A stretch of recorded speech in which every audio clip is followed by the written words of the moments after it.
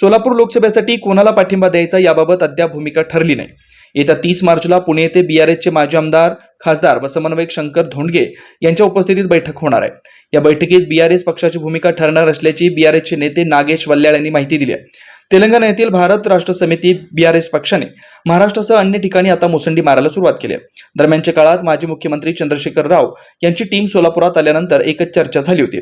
या पक्षावर प्रभावित होऊन शहरातील पद्मशाली समाजाचे व भाजपचे माजी नगरसेवक नागेश वल्याळ, दशरथ गोप यांच्यासह विविध पदाधिकारी कार्यकर्त्यांनी बीआरएस पक्षात प्रवेश केला होता.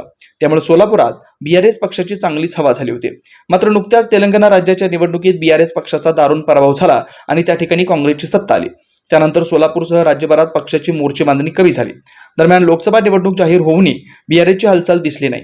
बीआरएसच्या वतीने सोलापूर लोकसभा जरी लढणार नसली तरी महायुती किंवा महाविकास आघाडीला पाठिंबा द्यायचा याबाबत अद्याप भूमिका ठरली नाही. Shri Markandey butterfly garden Montessori English medium school play group ते 4थी पर्यंत सीबीएसई पॅटर्नच्या शिक्षणासाठी आजच प्रवेश घ्या.